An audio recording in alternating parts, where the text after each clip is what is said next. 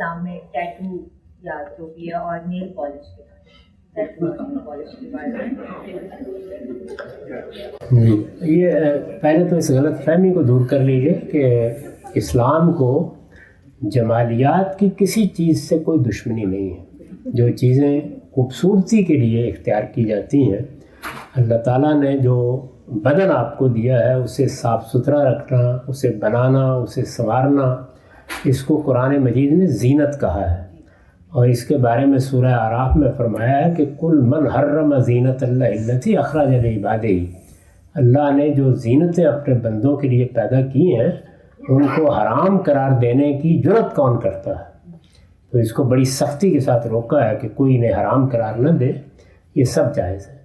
تو ٹیٹوز اگر تو تزئین کا ذریعہ بن رہے ہیں، خوبصورتی کا ذریعہ بن رہے ہیں تو کوئی اعتراض نہیں، لیکن اگر ان میں کسی شرک کی نمائندگی ہو رہی ہے، ان میں آپ اللہ تعالیٰ کی دی ہوئی خوبصورتی کو بگاڑ رہے ہیں، تو پھر ظاہر ہے کہ اس پہ اعتراض ہوگا. تو تزئین کے لیے کوئی کام بھی اگر کیا جاتا ہے، زینت بنتا ہے، خوبصورت لگتا ہے، اس میں کوئی معنی نہیں. نیل پالش پہ پرابلم کیا پیدا ہوا ہے؟ لگانے میں دقت ہو رہی ہے.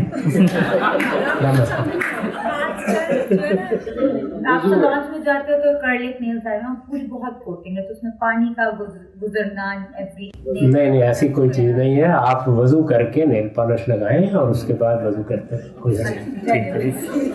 ایسے ہی جیسے وضو کر کے جرابیں پہن لیں تو پھر اس کے اوپر مسا کرتے ہیں. جی نقطہ واضح ہو گیا. لیکن وضو کر کے لگایا کر. جی آگے بڑھاتے ہیں. آپ نے فرمایا اسلام کو جمالیات سے، تزئین و آرائش سے کوئی مسئلہ نہیں ہے، لیکن ٹیٹو اور نیل پالش دونوں اگر ساتھ بنائے جائیں تو اس سے کچھ مسائل پیدا ہو سکتے ہیں. تو کوئی ایک آدھ چیز کا انتخاب کر لیں. کوئی چیز جو بنانے، سنوارنے اور خوبصورتی پیدا کرنے کا ذریعہ بنتی ہے، وہ بدن میں ہو، وہ گھر میں ہو، وہ آواز میں ہو، وہ آپ کے ماحول میں ہو، وہ اسلام میں پسندیدہ ہے. اس میں کوئی حرج